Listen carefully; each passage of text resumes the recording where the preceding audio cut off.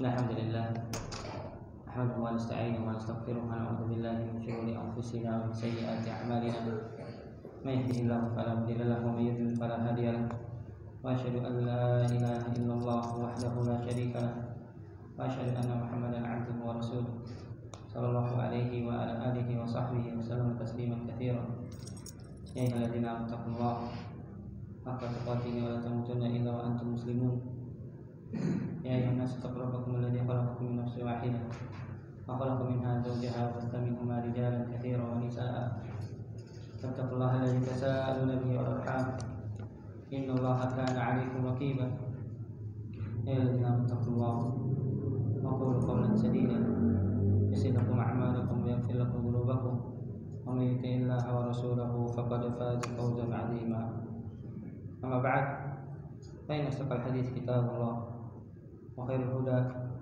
هدى محمد صلى الله عليه وعلى آله وصحبه وسلم وشر الأمور محدثاتها فإن كل محدثة بدعة وكل بدعة ضلالة وكل ضلالة في النار. Bapak sekalian, jemaah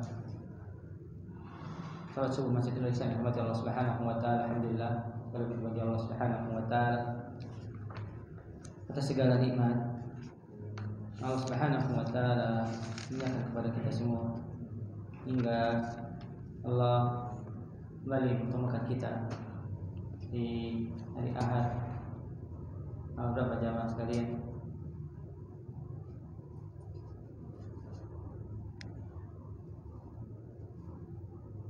Tanggal 27 Rabiul Akhir 1443 Hijriah, tahun dari hijrahnya Nabi kita yang mulia Nabi Muhammad sallallahu alaihi wa ala alihi wasallam. Berapa hari lagi jamaah bulan Ramadan?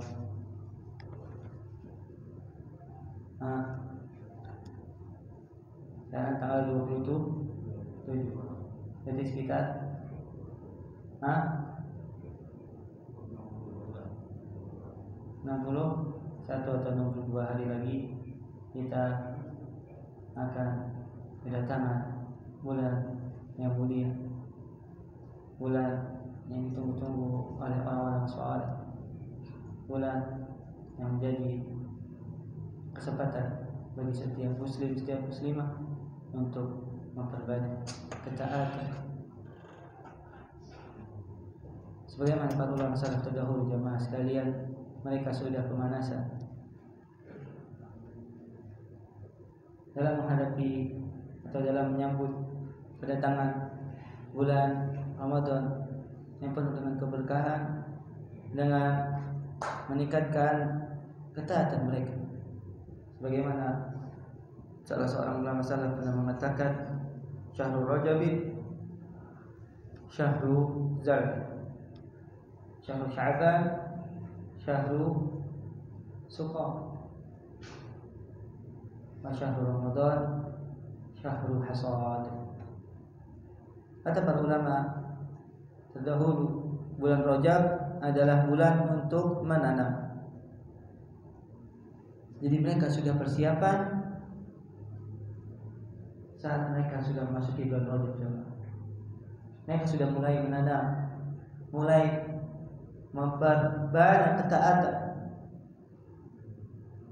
Kemudian masuk bulan Sya'ban, mereka anggap sebagai bulan untuk mengairi tanaman yang sudah mulai tumbuh. Berarti semakin bersemangat mereka memperbanyak ketaatan. Sebelum nanti saat datang bulan Ramadan, mereka tinggal memanennya. Kalau kita jemaah baru mulai panasnya di awal bulan Ramadan, sudah kalah start ya. Makanya kita dapati kita semangatnya di awal-awal bulan Ramadan. Hari pertama, kedua, ketiga, masya Allah buka Quran, semangat. Masuk hari kelima, 6, 7 mulai kendor. Minggu kedua udah mulai lemas ya, karena nggak ada persiapan. Mereka para ulama salaf terdahulu kuat membaca Al-Quran satu hari satu khatam, bahkan ada yang dua, bahkan satu hari di siang hari, satu hari di malam hari. Kenapa jamaah? Karena mereka sudah pemanasan pada bulan sebelumnya. Karena mereka tinggal memanen. Mudah bagi mereka untuk melakukan ketaatan di bulan Ramadan karena mereka sudah mempersiapkannya, sudah pemanasan. Kalau kita jamaah baru mulai panas saat masuk bulan Ramadan, makanya kita terlambat panasnya. Hingga yang kita dapatkan di bulan Ramadan tidak semaksimal para ulama salaf terdahulu ketika mereka bertemu dengan bulan yang mulia. Semoga Allah Subhanahu wa taala berikan kepada kita taufik untuk mempersiapkan kedatangan bulan yang mulia, bulan Ramadan, dan Allah Subhanahu wa taala mempertemukan kita dengan bulan Ramadan yang tersisa tinggal 63 hari sebelum kedatangan bulan tersebut. Amin ya rabbal alamin. Kaum muslimin yang dirahmati Allah Subhanahu wa taala, insyaallah kita akan lanjutkan pembahasan dari kitab Al-Adabul Mufrad yang dikarang oleh Amirul Mukminin fil Hadits Abu Abdullah Muhammad bin Ismail bin Ibrahim Al-Bukhari Al-Ju'fi rahmatullahi taala alaihi, salah seorang ulama ahli hadis yang sangat terkenal dan kaum muslimin semua mengakui akan keimamannya, terutama dalam bidang ilmu hadis Nabi sallallahu alaihi wa ala alihi wasallam. Kita sudah menyelesaikan tentang bab adabul yatim, dan ini merupakan bab penutup tentang adab-adab dan akhlak bagi seorang muslim yang memiliki kesempatan untuk memelihara anak yatim. Kata Syekh Abdul Razak hafizahullah taala sebelum memulai bab yang baru, kata beliau, bukan merupakan sebuah aib, bukan merupakan sebuah kekurangan ketika seseorang lahir dari keluarga yang yatim. Karena jamaah sekalian, Nabi kita yang mulia, Nabi Muhammad sallallahu alaihi wasallam, beliau lahir, ayahnya sudah meninggal terlebih dahulu. Bahkan di umur 6 tahun ditinggal oleh ibunda. Namun beliau menjadi seorang nabi dan rasul yang paling utama, menjadi seorang sosok teladan bagi seluruh umat manusia di akhir zaman. Berarti kata Syekh Abdul Razak, jangan bersedih kalau seandainya ada seorang yang tumbuh dalam keyatiman. Itu merupakan ketentuan dari Allah Subhanahu wa taala. Namun jangan menjadikan sebagai alasan untuk seseorang tidak bersemangat dalam kehidupannya. Berapa banyak jamaah sekalian para ulama yang mereka ditinggal mati, tinggal wafat oleh ayahnya, ternyata menjadi seorang ulama. Di antaranya siapa jamaah? Siapa yang bisa menyebutkan salah seorang ulama yang dikenal oleh seluruh penduduk Indonesia? Al-Imam Asy-Syafi'i. Beliau telah ditinggal oleh ayahnya, wafat sebelum beliau lahir. Dan tapi beliau menjadi seorang alim. Begitu juga Imam Malik. Itu juga disebutkan Imam Ahmad rahimahullah taala, ibunya rela ibunya rela mengantarkan Imam Ahmad ke tempat belajarnya sebelum subuh jam. Sebelum subuh, Imam Ahmad sudah disiapkan oleh ibunya untuk berangkat menuju masjid di mana Imam Ahmad berada. Berarti ayahnya sudah ada. dan jamaah sekalian, sekarang keluarga kita banyak yang memiliki ayah, memiliki ibu, tapi apakah bisa melahirkan sosok sebagaimana Imam Ahmad, sebagaimana Imam Syafi'i, sebagaimana Imam Malik rahimahullahu ta'ala ajma'in jami'an. Kita lanjutkan bahasan bab yang baru, bab fadlu man mata lahu walad. Bab kata Imam Bukhari, keutamaan seseorang yang ditinggal wafat anaknya. Lalu ayahnya yang meninggal terlebih dahulu. Kalau ini dia memiliki anak, anaknya mendahului ayahnya menuju Allah Subhanahu wa ta'ala. Qala rahimahullahu ta'ala hadatsana Ismail qala hadatsana Malik qala hadatsani Malik an Ibn Shihab an Ibn Musayyib an Abi Hurairah radhiyallahu anhu anna Rasulullah sallallahu alaihi wasallam qala la yamutu li ahadin minal muslimin thalathatu minal waladi fatamassahu an-nar illa tahillatul qasam. Imam Bukhari rahimahullahu ta'ala meriwayatkan dari gurunya Ismail bin Abi Uwais, dia adalah seorang thiqah. Kemudian telah mengabarkan kepadaku Malik. Malik siapa? Imam Darul Hijrah, Malik bin Anas, Imam Malik. Tidak perlu lagi kita lakukan tentang keimamannya. An Ibn Shihab, Muhammad Ibn Ubaidillah, Muhammad bin Muslim Ibn Ubaidillah Ibn Abdullah Ibn Shihab Az-Zuhri, para ulama yang kita ketahui merupakan orang yang pertama diperintahkan untuk menulis untuk mengumpulkan hadis-hadis Nabi Shallallahu Alaihi Wasallam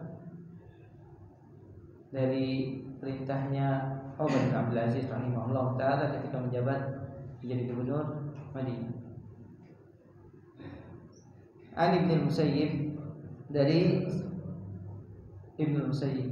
Ibn Musayyib ini juga kita pernah kisahkan, yaitu Sa'id Ibn Musayyib rahimahullah taala, bahwasanya beliau adalah sayyidu at-tabi'in. Para ulama menyebutkan Sa'id bin Musayyib adalah pemimpinnya para tabi'in, karena beliau termasuk yang meriwayatkan dari 10 sahabat yang telah dijamin masuk surga. Abi Hurairah radhiyallahu taala, dari sahabat yang mulia Abu Hurairah radhiyallahu taala Abdurrahman bin Sakhr Ad-Dawsi, bahwasanya Rasulullah sallallahu alaihi wasallam bersabda, tidaklah meninggal salah seorang di antara kalian tiga anaknya meninggal terlebih dahulu, fatamassahunna, maka sang ayah atau orang tuanya tidak akan tersentuh dengan api neraka, illa tahillatul qasam, kecuali sebuah sumpah yang dihalalkan, atau seperti sebuah sumpah yang sudah terlaksana kemudian tidak akan tersentuh lagi api neraka. Kata para ulama, maknanya tahillatul qasam adalah apa yang telah difirmankan oleh Allah Subhanahu wa taala dalam surat Maryam. Allah Subhanahu wa taala berfirman, wa in minkum illa wariduha kana ala rabbika hatman maqdiyya thumma nunajjil ladzina ittaqaw wa nadharu adh-dhalimina fiha jithiya. Kata para ulama, tahillatul qasam dalam ayat ini adalah maknanya Allah pasti akan menjadikan seluruh manusia melewati sirat. Itu dalam surat Maryam ayat 71 dan 72. Maknanya wa in minkum illa waliduha, tidaklah di antara kalian kecuali pasti kalian akan melewatinya. Maksudnya melewati sirat. Sirat adalah jembatan yang Allah bentangkan di atas neraka jahanam. Semua pasti akan melaluinya, dan itu makna dari tahillatul qasam. Karena Allah bersumpah bahwasanya seluruh dari kalian pasti akan melewatinya. Karena ala rabbika hatman maqdiyah, merupakan sebuah keputusan yang Allah Subhanahu wa taala tetapkan. Tsumma nunajjil ladzina taqaw, kemudian kami menyelamatkan orang-orang yang bertakwa dan membiarkan orang-orang yang zalim di dalam neraka dalam keadaan berlutut. Jamaah sekalian, seorang yang kehilangan 3 anaknya, dia memiliki 3 anak, ternyata meninggal semua. Maka ketika dia bersabar, Allah Subhanahu wa taala akan menjaga dirinya dari api neraka, kecuali dia wajib untuk melewati sirat. Nah, Allah Subhanahu wa taala bentangkan di atas neraka dan setelah itu langsung masuk surga jannah. Ini merupakan keutamaan yang sangat mulia bagi mereka yang ditinggal wafat 3 anak, kemudian bersabar meminta ganjaran di sisi Allah Subhanahu wa taala. Kecuali Allah Subhanahu wa taala akan masukkan ke dalam surganya. Jamaah sekalian yang dirahmati Allah Subhanahu wa taala, seorang memiliki seorang anak. Kalau kita coba renungkan, berapa tahun jamaah dia bersama anak? Taruhlah dia memiliki anak umur 20 tahun misalnya, atau 25 tahun, atau misal 30 tahun dia sudah memiliki 3 anak. Kalau umurnya dia 60 tahun, berarti bersama anaknya berapa tahun dia? 30 tahun. Lama atau sebentar jemaah?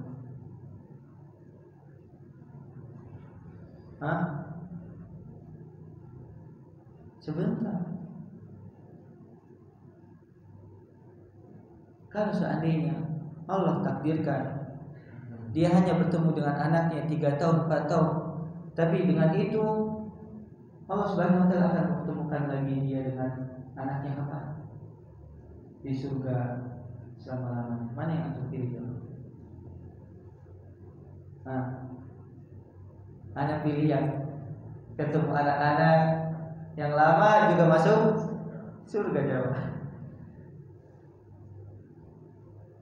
Tentu kita ingin bertemu dengan anak kita lebih lama daripada kehidupan dunia. Maka bersabar sebentar. Kita meminta kepada Allah Subhanahu wa taala balasan ketika ditinggal wafat oleh anak kita. Semoga dengan itu Allah Subhanahu wa taala menghindarkan diri kita dari api neraka. Ya, inna tahillatul qasam. Hanya melewati sirat sudah selesai kesedihan. Yang ada kebahagiaan dan kembali bertemu dengan anak-anak. Siapa yang tidak mau jamaah sekalian dengan Allah Subhanahu wa taala? Ini hiburan dari Nabi sallallahu alaihi wasallam bagi mereka yang ditinggal wafat anaknya. Dengan hal tersebut, mudah-mudahan Allah Subhanahu wa taala menjauhkan orang tuanya dari api neraka. Hadis ini kita bisa ambil pelajaran bahwasanya seorang yang ditinggal wafat anaknya, maka Allah Subhanahu wa taala akan menghindarkan orang tuanya dari api neraka, tentu dengan syarat bersabar dan mengharap pahala dari Allah Subhanahu wa taala.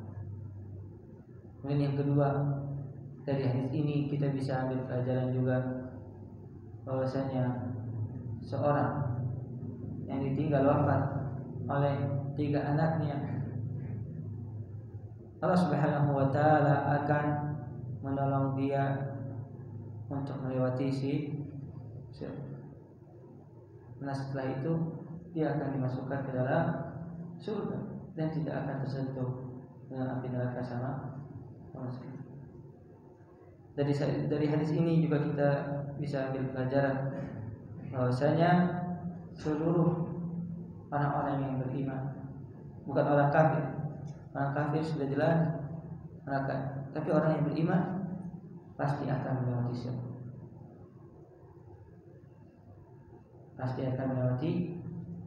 Dan sudah pernah kita sampaikan, melewati sirat bukan dengan membayar sejumlah uang dia. Melewati sirat adalah dengan amalan dan ketaatan. Semakin seseorang taat kepada Allah dan Rasulnya di dunia, maka dia akan semakin mudah melewati sirat. Semakin dia bergegas melakukan ketaatan, maka akan semakin cepat dia melewati sirat. Nah, itu faedah kita bisa ambil dari hadis yang mulia, dan hadis ini juga diriwayatkan oleh Imam Bukhari rahimahullah taala dalam kitab sahihnya, kitab Al-Janaiz. Baik, hadis selanjutnya di 144 qala rahimahullah taala hadatsana Umar bin Hafs bin Giyas qala hadatsana Abi an Tarq bin Muawiyah an Abi Zur'ah an Abi Hurairah radhiyallahu taala anhu anna imra'atan atat an-nabiy sallallahu alaihi wasallam bi sabiyyin faqalat ud'u lahu faqad dafantu thalathan faqala ihtadarti bihidharin syadidin min an-nar.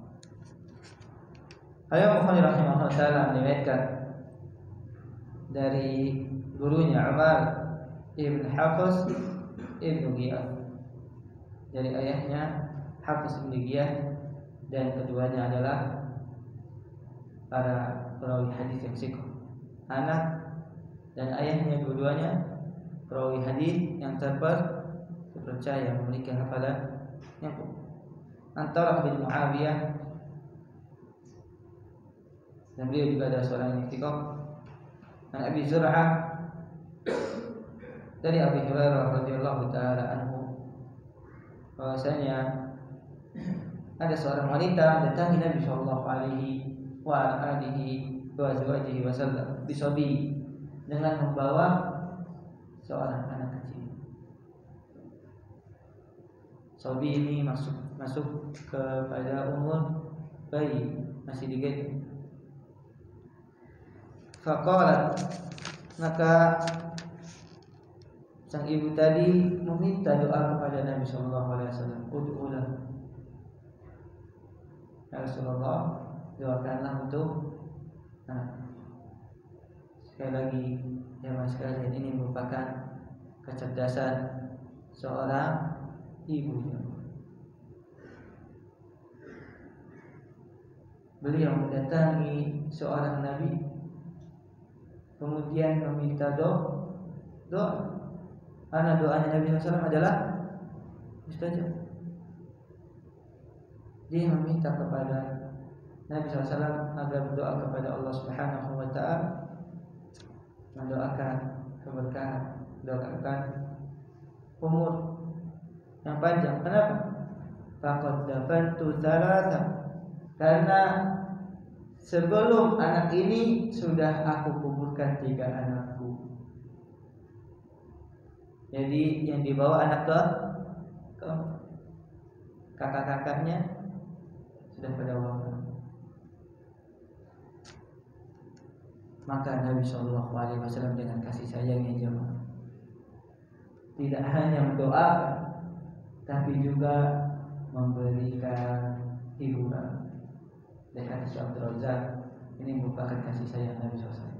Nabi tidak hanya mendoakan, tapi juga menghibur sang ibu jamaah.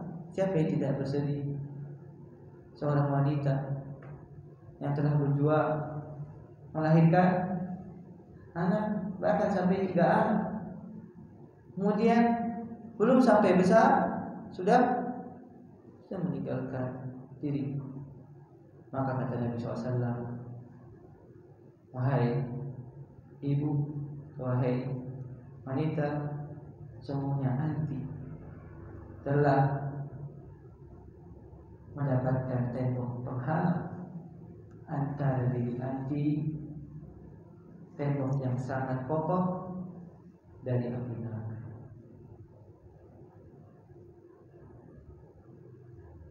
Tiga anak yang meninggal terlebih dahulu, yang wafat, jemaah sekalian, itu ibarat seperti membuat tembok bagi orang tua agar orang tuanya tidak tersentuh api neraka.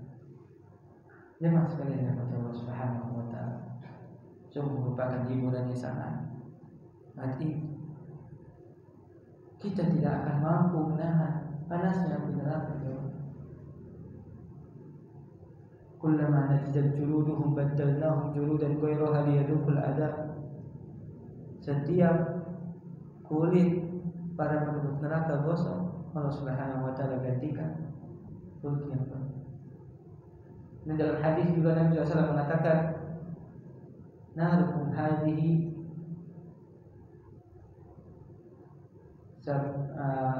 bid'atun min sab'ina tefat min nari jahannam. Api yang kalian gunakan untuk memasak, api yang kalian gunakan untuk membantu kehidupan kalian itu hanya 1/70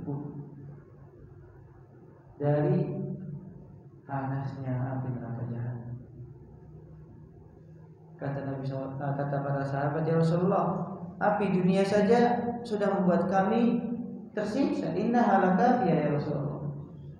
Api dunia saja sudah membuat kami tersiksa, apalagi dikalikan 7. Makanya Allah Subhanahu wa taala menyebutkan dalam ayat, faman zuhziha 'anil nar wa udkhilal jannata faqad faz. Siapa yang terbebas dari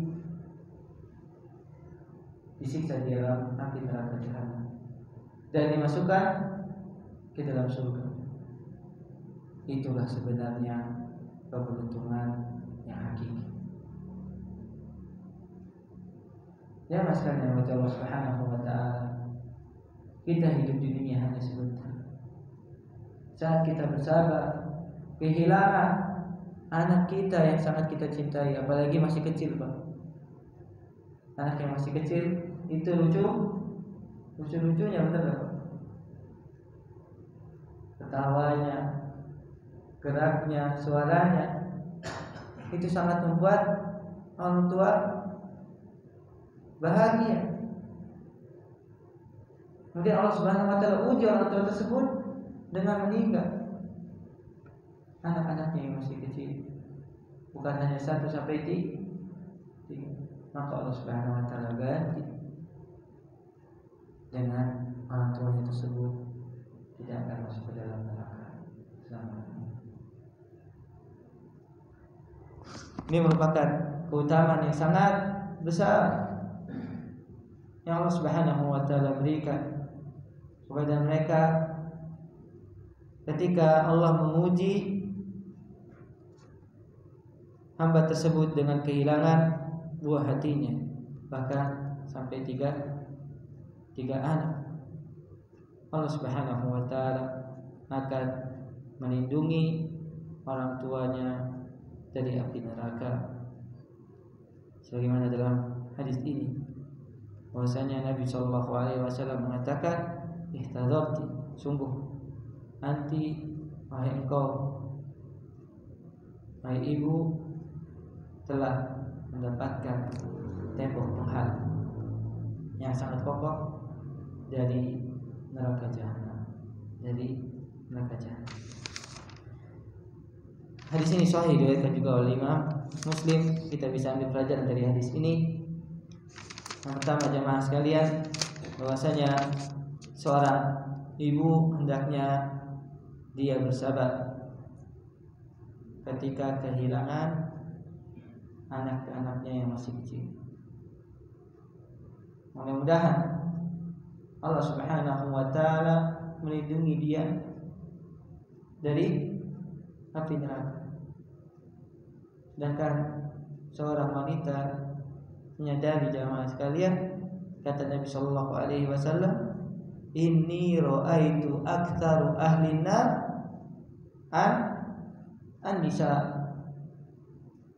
Sungguhnya aku melihat atau aku diperlihatkan bahwasanya di neraka yang terbanyak penghuninya adalah para wanita. Sungguh sangat beruntung, sungguh merupakan sebuah kebahagiaan saat Allah Subhanahu wa taala menyelamatkan seorang wanita dari neraka jahanam, dari neraka yang membakar jamaah sekalian, karena ternyata kebanyakan penghuninya adalah para wanita. Dari hadis ini juga kita bisa ambil pelajaran bagaimana cerdasannya sahabiyah, para sahabat wanita Nabi Muhammad sallallahu alaihi wasallam. Beliau radhiyallahu anha datang kepada Nabi SAW meminta doa untuk kebaikan anaknya, karena sang wanita tahu doanya Nabi SAW adalah doa yang mustajab, doa yang dikabulkan. Makanya sang ibu ini datang kepada Nabi Muhammad sallallahu alaihi wasallam. Dari hadis ini juga kita bisa ambil pelajaran jamaah, bahwasanya ketika seorang kehilangan 3 anaknya, ini berlaku juga buat sang bapak ya, bukan hanya sang ibu. Sang bapak ketika kehilangan anak-anaknya, maka saat bersabar Allah Subhanahu wa taala akan menghindarkan dirinya dari api neraka jahanam. Dari hadis ini juga kita bisa ambil pelajaran, kematian seorang anak akan menjaga orang tuanya dari api neraka seperti sebuah tembok yang sangat kokoh, yang tidak akan mampu menembus tembok tersebut, walaupun apinya berasal dari api neraka jahanam. Karena Allah Subhanahu wa taala telah melindungi orang tua tersebut disebabkan ditinggal wafat oleh anak-anaknya yang masih kecil. Nah, jemaah sekalian, itu beberapa faedah yang kita bisa ambil dari hadis yang kedua dari bab keutamaan seorang yang tinggal wafat oleh anak-anaknya.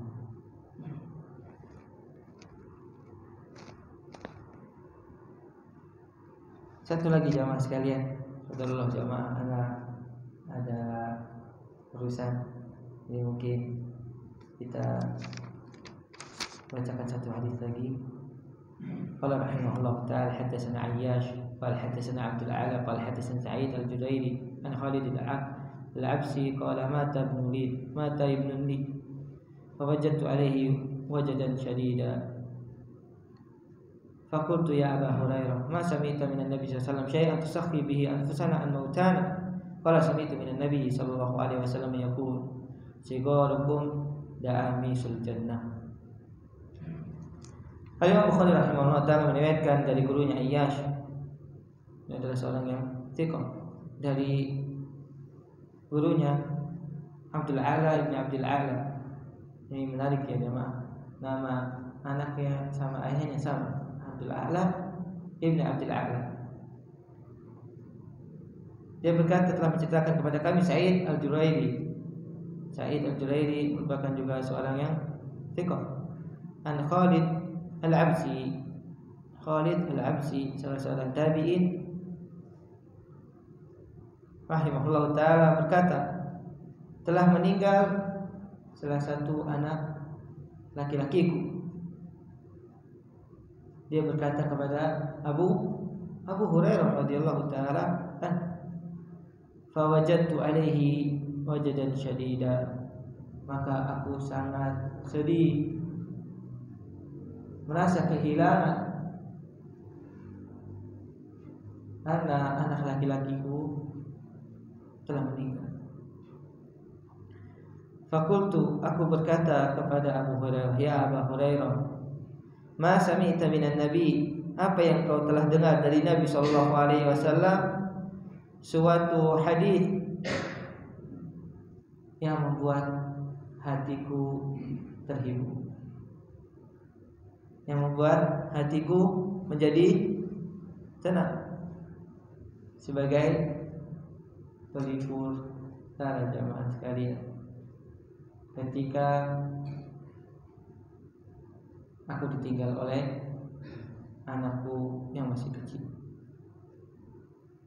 yang telah wafat terlebih dahulu, maka Abu Hurairah radhiyallahu ta'ala anhu mengatakan, sami'tu minan Nabi SAW, aku telah mendengar langsung dari Nabi SAW. Beliau sallallahu alaihi wasallam berkata, anak kecil kalian da'amisu al-jannah. Da'amis ini jamak dari da'amus. Da'amus adalah serangga yang hidup di dalam air, dan biasanya jamaah dia tidak akan keluar dari air tersebut sampai dia wafat. Dan kata Nabi SAW, anak-anak kecil kalian yang telah wafat itu seperti serangga yang tinggal di dalam air, tapi ini seperti anak-anak yang berada di dalam surga selama-lamanya.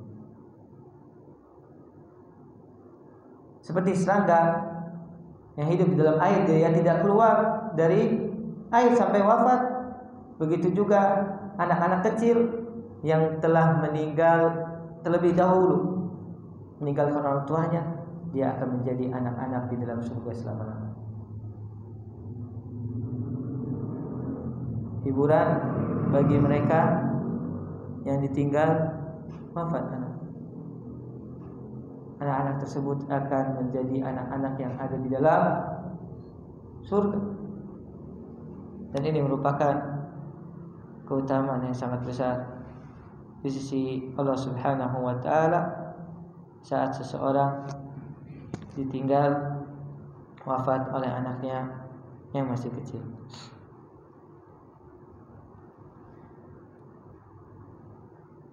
Kata Syekh Abdul Razak hafizahullah ta'ala, ada tambahan dari riwayat al-Imam Muslim, bal jaa fi tatimmatil hadis fi sahih Muslimin tatimmatu hadzal hadis fihi anna al-ibna yalqa abahu yaumal qiyamah fa ya'khudhu bi tarafi thawbihi wa ya'khudhu bihi ila al-jannah. Ya'khudhu bi tarafi thawbi walidihi wa ya'khudhu bihi ila al-jannah.